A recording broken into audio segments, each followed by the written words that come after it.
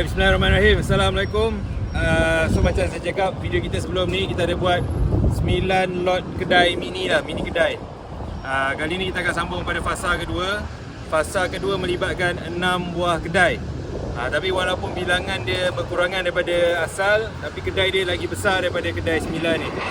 So jumlah sistem dari segi capacity adalah sama.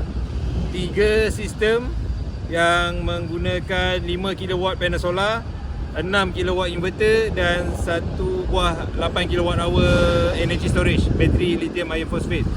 So kalau kita tengok sekarang ni, ni bilik khas nanti untuk diletakkan inverter secara centralized. Tapi walaupun dia sebut centralized, masih ada 3 bilangan inverter, cuma diletak pada tempat yang sama.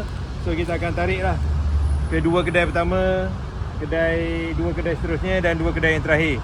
So yang kedai ni dia agak besar sikit, dia ada tandas, ada ruang lah semua kat dalam ni. Yang lagi lebar, saya lupa dah, dalam 7 meter, darat 7 meter lah lebih kurangnya tu. So bila dah siap bilik ni, kita akan letakkan inverter tadi dengan storage untuk bateri. Kita gunakan rak bateri je. So apa yang membezakan dari segi kapasiti, kira satu kedai ni dapat 3 kW dan bateri bank dia kita akan sambungkan. So bateri bank tadi 8 kWh, kita akan sambung 3-3 ni jadi satu central bateri bank. So maknanya mana-mana inverter ni boleh tarik daripada punca kuasa ni lah. So disebabkan office ni boleh guna kuasa lebih besar, jangan kita ada lintas hormat kapal terbang. So sebabkan kapasiti boleh besar, office pejabat tuan tanah ni dilengkapi dengan aircon. So kita tengok aircon.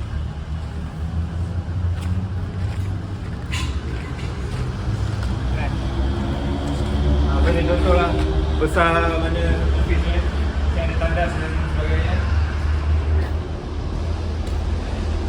Ini unit kedua. Okay, so ni kira central lah, kira pejabat pengurusan dekat sini lah untuk semua lot-lot kedai ni. Sambil tu kita dibantu lah untuk pemasangan kali ni oleh Khalif Expert Services. Banyak kali kat lah kita dah buat pemasangan bersama tim ni. Yang bagusnya mereka ni wiring boleh buat, aircon boleh buat. Sekarang kita dalam proses mengajar dan menerapkan supaya mereka boleh install solar lah untuk sangkrut solar. So ni salah satu tim tengah install outdoor punya unit Panasonic 1 horsepower. Kita tengok dalam ni, dia ada 2 bilik. So satu bilik ni, tu lagi satu tengah pasang indoor punya unit. Dan ada lagi satu kat dalam lah, ni untuk pejabat. So pejabat ni saja ada 2 unit 1 horsepower punya aircon. Okay, yang bagus, kita memang sangat-sangat menggalakkan menggunakan model Panasonic inverter. Okay, PU9X ni, yang sebelum ni kita ada pakai PU10X. Yang tu ada wifi, tapi sebabkan tak ada stok, kita pakai je dulu yang ni. Sebab penjimatan dia agak ketara. Selalu kami guna lah, kalau guna pada waktu malam 12 jam katalah pada pukul 9 malam sampai 9 pagi. Jumlah tenaga yang digunakan adalah 2.5 kWh. 2.5 kWh. So katalah darab dalam 50 sen setiap satu unit, baru RM1.25 semalam. Sebulan dalam RM40 macam tu lah, ke RM40 ke bawah. Berbanding kalau kita pakai inverter biasa selalu RM50 ke RM60. Kalau non inverter lagi lah sampai ke RM70, RM80. Itulah bezanya. Laburkan duit mula-mula tinggi sikit untuk aircon yang bagus, supaya bila penjimatan tu kita dapat nikmati lah. Tapi dalam konteks ni kita bukan masalah penjimatan saja. Sebab aircon jenis inverter ni, dia punya starting watt dia, amp dia tak tinggi. Maknanya sesuai untuk sistem dia tak memberi beban kepada inverter kita lah. Manalah tu tiba-tiba dia on semua aircon serentak ke apa, surge yang tinggi tu akan memberikan beban lah. So inverter punya unit ni dia akan sekejap dia start blower lah, kompresor lah, dia gila-gila. Sangat-sangat bagus. Okay, so hari ni kira hari pertama, dah pukul 5 petang, baru lepas hujan, cuaca cantik dan tengah kira sejuk lah dalam konteks pasang solar ni. Kita nak panjat bumbung, kita nak pasang panel solar dulu. Nanti kita sambung video dekat atas pula.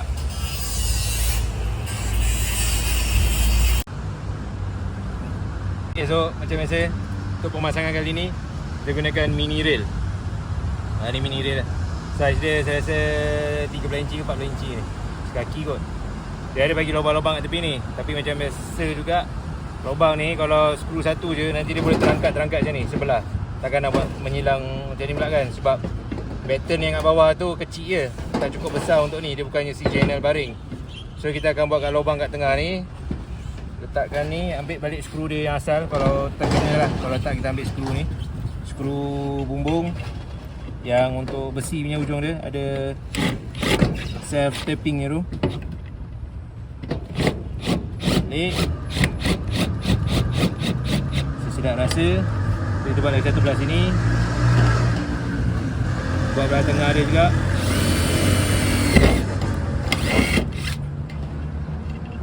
Okey, sini sebabkan skru self tapping kita orang dah habis. Pakai je ujung-ujung ni dulu besi.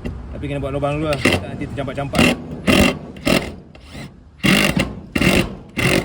Okay, bila nak letak ni, ambil water level dia.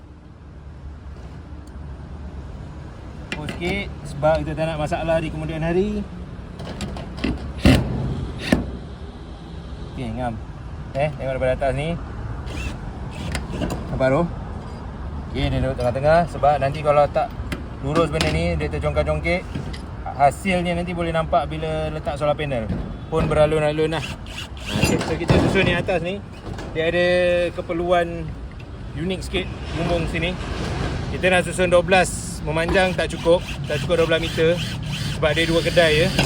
So kita buat 8 yang menegak. Belah atas dia kita buat melintang 4. So 8 lah. 1, 2, 3, 4, 5, 6, 7, 8. Belah atas ni 1, 2, 3, 4. So 8 campur 4, 12. Sebab ruang ni agak terhad, kita terpaksa gunakan. Bumbung ni memang terbaik. First dari segi matahari lah. Matahari naik belah sana, turun belah sini. Yang kedua, yang penting dari segi visual. Nampak ni jalan besar depan ni. Nanti bila dia dah buka yang blok jalan ni apa semua, daripada tepi jalan boleh nampak ada panel solar kat atas. So dari segi visual lah, nampakkan lagi lah kedai ni unik. Dan insyaAllah lah, nanti kalau ada tanya siapa pasang apa, naik jugalah industri tenaga solar ni lah. Dari segi sudut off grid. Kalau rezeki kami, nama kami pun naik lah. Tapi kalau pasang elok, naik lah. Kalau pasang tak elok, itulah yang menjadi risikonya. So sebab tu kita try cuba susunkan elok kat sini. Sebab dia ada bumbung lagi satu kat belah atas, belah belakang ni. Tapi nanti bila buat wiring susah, nampak? Nanti dah susun kat string kat bawah ni, nak campur pula string kat atas, nampak wire turun semua buruk lah. So kita habiskan semua 12 kat sini. Cuma ruang terhad, kena kreatif sikit susun. Ada yang menegak, ada yang melintang. Okay, right. Okay, macam biasa pemasangan kita juga disambung pada waktu malam sikit. Lalang habis, kalau ada sikit-sikit kerja tu nak habiskan terus. Ni kita sambungkan punca wire tu lah kepada aircon. Okay, so kita sambungkan dengan set solar yang kedua. Ni kita tengah buat ukuran dia lah, sebab kita pakai mini rail. So yang batang pipe ni umpama panjang lebar solar panel. Tapi kena ingat, lebar solar panel ni kena tambahkan sikit. Sebab dia ada jarak, ada gap antara dua panel. Saya rasa dalam 1 inci macam tu. Untuk clamp dia, untuk clamp. Okay, ni kerja-kerja pemasangan solar panel untuk set yang kedua. Hujan dah mula turun sikit. Kita try siapkan lah panel yang terakhir. Kalau saya zoom in ni, boleh tengok dekat MC4 tu semua kita selotip, kita wire tape kan. Supaya tak nak bagi air masuk dalam MC4 ni. Dia akan jadi satu masalah. Lagi-lagi bila air ada kat dalam tu, pergi sambung pula. Lama kelamaan dia akan berkarat kat lah. Sebab tu kalau kita dah sediakan solar panel tapi tak sambung lagi, tak cocok lagi, kena letak wire tip. Okey, so sekarang kita tengah mengukur dinding. Bilik ni dah siap akhirnya. Bilik yang akan menempatkan 3 buah inverter, battery bank kat sini. Lepas tu dengan kita punya DB panel dan sebagainya lah. So kita kena ukur dulu betul-betul untuk letakkan 3 panel sederet. Okay. Kalau tengok dalam manual tu dia ada requirement dia lah. Jarak sebelah-sebelah ada kena ada 50 cm, atas bawah kena ada 80 cm. Ini saya rasa lebih kepada pengudaraan. So kita cuma dalam ni kita cuba follow yang terbaik boleh lah. So dari segi nak ukur barang ni kena buat betul-betul. Sebab melibatkan 3 inverter, kalau tersilap satu memang tiga-tiga terus sekali silap. So kita gunakan span yang dibekalkan bersama inverter tu, jadikan dia punya template. Untuk brand Growatt dia tak ada bagi template. Kalau beli brand Mast ada sesetengah inverter dia lengkap, dia bagi kotak tu siap berlubang, dia siap tunjuk kat mana kena drill, kat mana kena ada ruang, macam mana nak tengok dia lurus ke tak. Itu memang kita pujilah, benda yang baik kita puji inverter daripada Mast, MUST. Cuma Growatt ni tak ada. Growatt ni kita buat sendiri template kita, gunakan span yang dibekalkan. Okay, sekarang dah 2 unit inverter dah dinaikkan. Sekarang kita menanti unit yang ketiga. Kita tengoklah orang yang nak angkat ni. Inverter ni dalam 45 kg.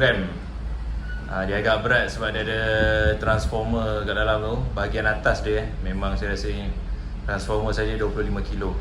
So kita nantikan ketibaan inverter yang seterusnya. Sekurang-kurangnya 2 orang lah angkat. Nak angkat seorang boleh, tapi dari segi keselamatan dan kesihatan agak berbahaya. Sebabkan inverter ni memang kita sengaja gunakan jenis low frequency yang mempunyai transformer. Macam selalulah saya beritahu, tu akhirnya tiba inverter tu. Nyaksikan 2 orang diperlukan untuk mengangkat. Ini baru 6 kW, belum 10 kW. Okay, dia salah satu boleh punca buat cari gaduh kalau skru ni tak kena lubang dia betul. Alright. Okay, alhamdulillah ini 3 unit sudah sedia. So tinggal kita nak masukkan punca kuasa bateri dia dan juga tenaga solar. Wire untuk output dah sampai dah sini. Ini wire ni, kita gunakan wire 6mm 6mm daripada sini pergi ke setiap DB kecil di setiap kedai. Okay, so untuk pemasangan hari ni kita ada special sikit. Dah tempah ada sandwich lah, sedikit kudapan daripada Roma Sandwich. Ucap sikit kan, sambil-sambil buat kerja tu. Hari ni pun hari Jumaat, so kita adalah sedikit kudapan. Ini egg sandwich, egg mayo. Egg mayo. Okey, yang ni pula tuna. Ucap sikit satu-satu. Spicy tuna. Okey, cukup sikit. Ada tomato, salad, tuna tu ada apa, telur Tak, butter. Butter. Pakai butter ya. Alright.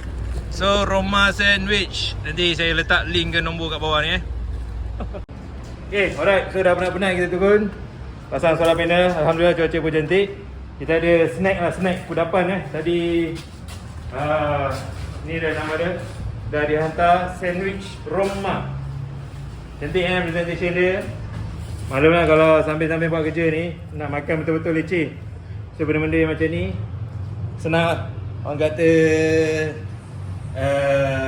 finger food, senang. Dia pun bungkus satu-satu, senang untuk dimakan. Hygienik pun dari segi kalau tak sempat basuh tangan ni kan. So kita tengoklah rupa dia dengan rasa dia. Jangan lupa baca bismillah. Bismillah. Memang rasa dia tak mengecewakan lah. Macam dia bukan buat sandwich yang suka-suka. Tengok ni ada sayur, tomato, telurnya. Yang ni egg mayo sandwich. So telur dia lekat lah. Saya ni jenis suka yang pedas. Dia letak black pepper semua cukup lah. Alright. Yang ni lagi satu ada. Saya try ni dulu. Habiskan dulu sekejap Sorry dua lah Betul ya.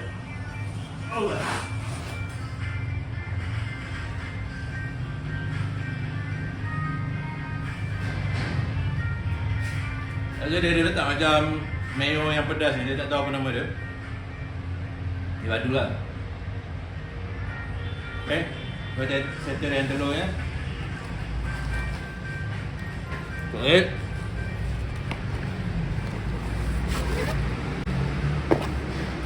yang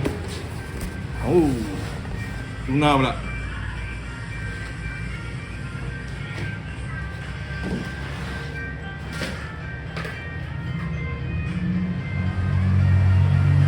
Sebagai spicy tuna. Badu. Tuna dia cukup pedas. Sayur pun cukup. Butter pun merata kan. Maknanya dia buat dengan teliti lah, dengan kasih sayang. Selalu sandwich kan, selalu kita panggil sandwich tepek je kan, main letak je dalam tu.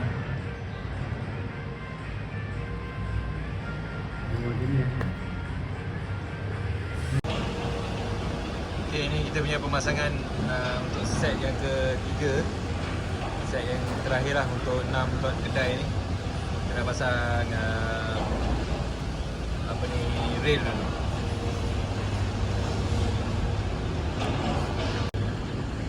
Ni contoh pemasangan yang dah siap hampir untuk 2 set. Okay, kita tengah memindahkan panel untuk tapak yang terakhir. Baiklah ada truck boleh guna truck sikit supaya senang. Yang bagusnya tingkat 1 ni boleh hulur lah daripada bawah. Kalau tingkat 2, tingkat 3 tu kadang nak kena pakai tali lah, pakai crane lah. Okey, ini jenama solar panel yang digunakan, Qcells model G8, kapasiti 420 watt. Yang ni made in Malaysia. So kita tahulah Qcells punya kilang ni, kalau tengok dekat bawah ni Cyberjaya dekat Selangor Cyber Valley. Ada panel juga yang dibuat di kilangnya di tempat lain lah, seperti China dan sebagainya. Tengok keadaan dan stok tu lah, jumlah stok yang ada. So panel ni lagi satu kita kena tahu, berat dia adalah 25 kilo. Sebelum ni kami selalu cakap 18-19 kilo. Itu zaman-zaman panel 300 watt, 350 watt lah. Sekarang ni dia dah jadi 25 kilo dah. Tuan pun dah tak perasan bila orang selalu sebut 20 kilo siap dengan rail. Rupanya panel saja 25 kilo. Campur rail saya rasa dalam 1 kilo lebih ke 2 kilo lah. So kalau total nak tengok loading weight untuk setiap 2 meter persegi adalah 27 kilo. Okay, yang untuk 6 lot kedai ni kita pakai 3 battery bank lah, 48 volt, 200 Ah. Bateri ni macam biasa. Sekarang kita dah jadikan kebiasaan lah. Kita akan balancekan dulu bateri ni, baru kita pakai. Masa awal-awal kita pakai lithium ion phosphate, memang kita buat balancing dulu. Tapi semenjak dah pakai anti balancer tu, kami confident sikit, tak perlu balance sangat. Tapi sekarang kita dah bertukar balik, sentiasa balancekan dulu bateri. Sebab kita berdasarkan pengalaman, bila bateri ni voltage dia lari akan menyebabkan masalah kepada inverter lah. Terutama sekali bila bateri over voltage. Kami tak pasti, tapi tengok AB tu, active balancer, dia lebih berkesan untuk kurangkan voltage. Contohnya dia dah 3.6 ke 3.5, dia kurangkan ke bawah. Daripada, dia untuk menambah voltage daripada 3.0 boleh naik 3.1, tapi ambil masa. Tapi dia kurang efektif kalau nak kurangkan voltage. Masalah dia bila salah satu sel ni lebih daripada 3.3, dekat inverter akan keluar kod 03, battery over voltage. Bising lah, inverter akan bising.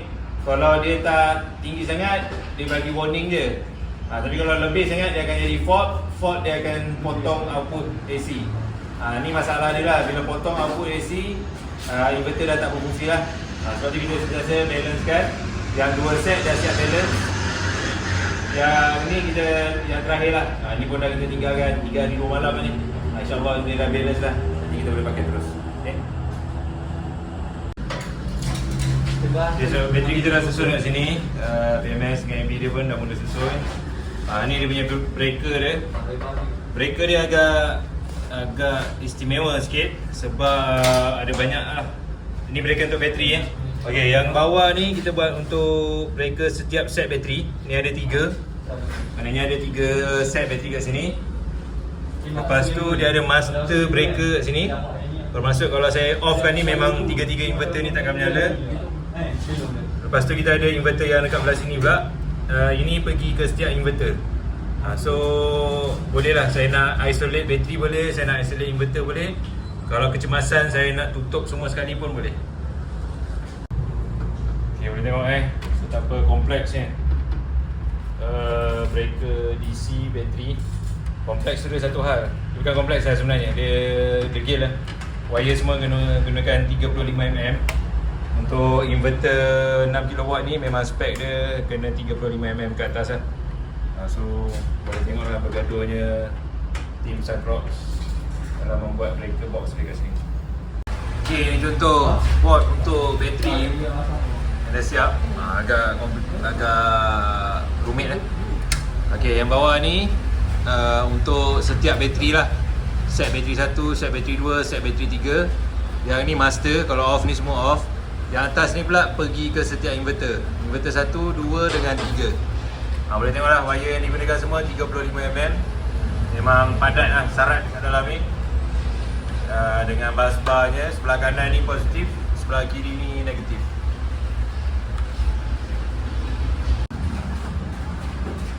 Okay, untuk metal clad enclosure kita semua hampir dah nak siap. Tinggal contactor lah kat bawah ni. Inverter tadi kita dah test satu-satu, dan kita akan pergi check setiap satu kedai lah untuk kita on benda ni. Okay, Alhamdulillah, kesemua inverter dah on, up and running. Okay, voltage semua output dah ada. Kita nak try gunakan apa ni, contactor ni. On satu. Ni satu dah menyala. Okay, antara inverter 1 dengan 2. On inverter 2. Belah kanan bawah. Bismillahirrahmanirrahim. Okay, yang 2 pun dah menyala. Kenapa dia ada satu lampu je? Oh, okay. Alright, kita start. Okay, dia dah pergi yang ni, inverter 1. Dia ambil backup nombor 2. So sekarang kita on balik inverter 1.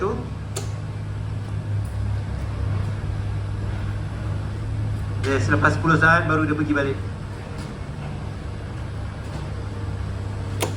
Yeah, tu dia dah pergi balik ke asal. So, Alhamdulillah, eksperimen berjaya.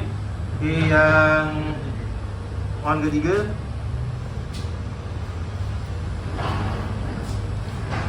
Okay, kita nak try on. Kalau inverter 2 down, inverter 3 masuk tak? Ni sekarang 2 lampu. Okay, cuba tutup.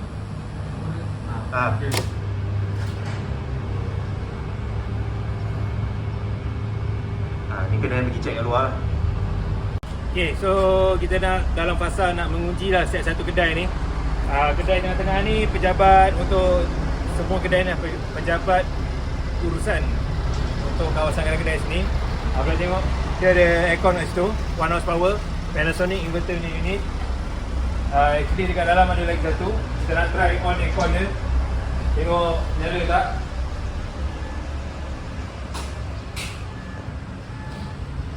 Sini nampak ada sebiji aircon. Bismillahirrahmanirrahim. Okay, kita on.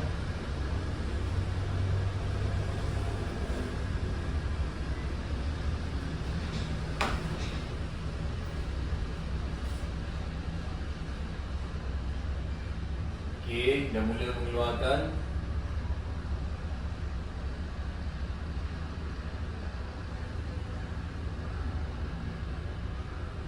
Okay, sebiji. Kita try lagi satu.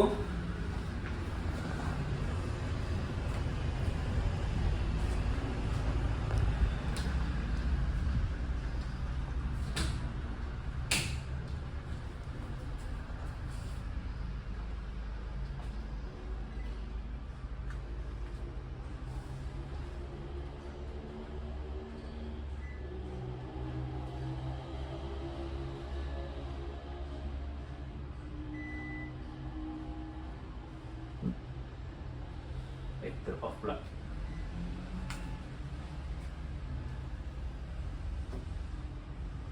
Okay, alright. Guna on juga. Aircon ni Mula-mula dia keluar blower dia je.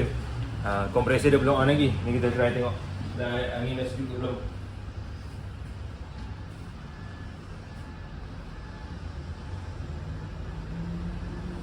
Fan. Dah.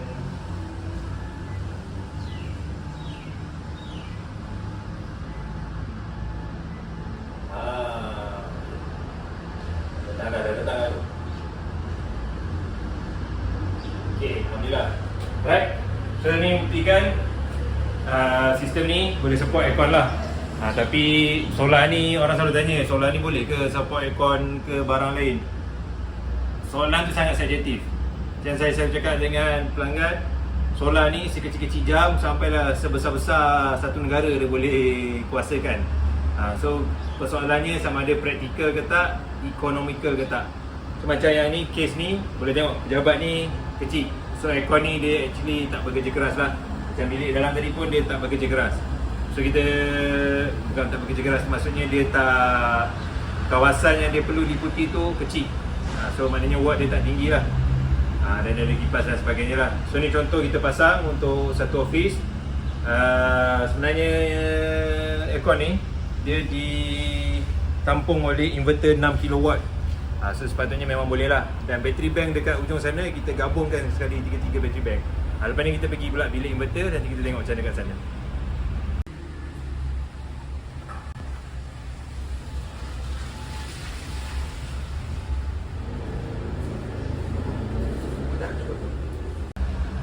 Okay, ni contoh load untuk 1 horsepower aircon ni tadi. Kita on tu 1 horsepower Panasonic inverter punya unit 460 watt lah. Ni dia tengah baru nak mencapai suhu yang ditetapkan. Lama-kelamaan dia akan turun sikit-sikit lah. Okay, so ni fasa terakhir. Kita dah test satu persatu kedai. Semua ok, inverter ok, battery ok, charging ok. Yang kali ni kami agak excited. Kami ada permainan baru lah. Mainan baru daripada Fluke. Ini pun lama gak kita kumpul duit. Akhirnya jumpa ada orang yang nak jual sebab projek dia dah habis. Alhamdulillah rezeki kami dapat agak murah sikit. Nak beli baru tak mampu. Okay, ini dia adalah Fluke Thermal Imager. Okay, so tangan sikit, takut jatuh ni. Okay, so dia ni ibarat macam kamera. Ni ada lens dia. Tapi kerja dia bukan untuk ambil gambar. Dia ambil gambar menggunakan infrared. Dan dia boleh tengok perbezaan suhu dan sebagainya lah. So, contoh kita tengok So nak on ni, tekan dia lama-lama. Okay, kenapa kita perlukan ni? Pocket Thermal Imager ni. Sebab contoh sebab kita punya pemasangan ni banyak sangat sambungan, connection tak payah pergi jauh lah. Kita tengok bateri ni je dah berpuluh-puluh sambungan. Kalau sedikit tu boleh lagi kita gagah check satu persatu. Tapi bila dah macam banyak macam ni, sampai masa kita boleh pakai infrared camera ni. Okay, boleh tengok sekarang. Okay, nampak setiap joint tu semua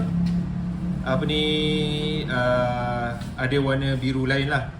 Ada tulis sini maksimum 31.6 darjah Celsius, minimum 26.5 darjah Celsius. Okey. Kita tengok kalau hijau ni maknanya dia range dia dalam tengah-tengah lah, antara 26 dengan 30, 28. Okey. Fungsi kamera ni kita nak tengok sebarang abnormality. Okey, tapi dia kena slow-slow dia lambat sikit imaging tu. Okay, so far yang kita nampak macam ok, hijau je. Okay, kita tengok bawah pula.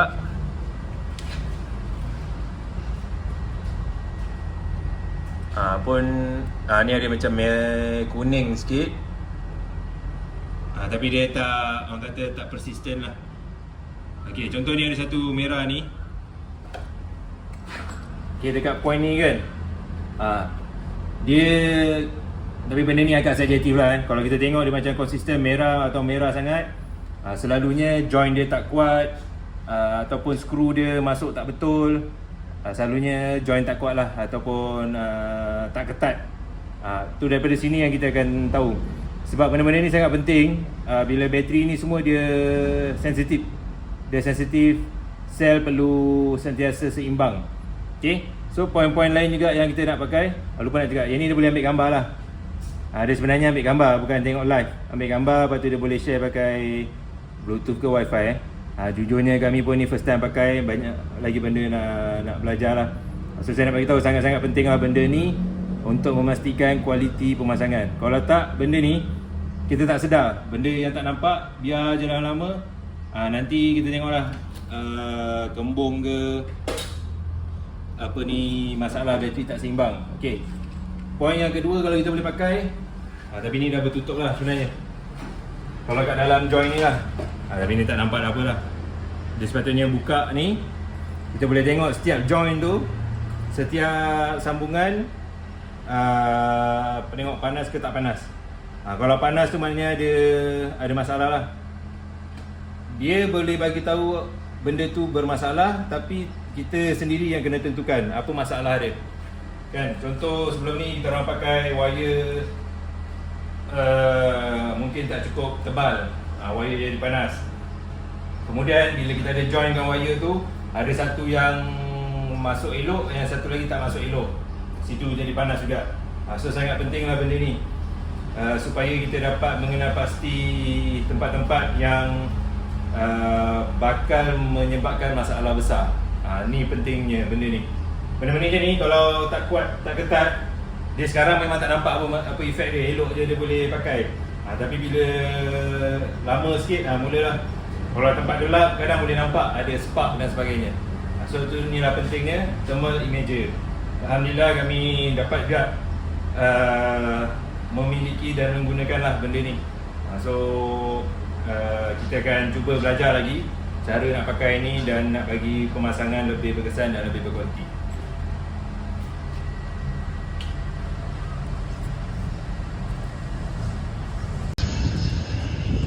Okay, ni pemandangan lengkap panel 3 set. Set ke-3 belah sana, set ke-2 dan set yang pertama. Tu kerja-kerja buat kekemasan wire lah, kabel.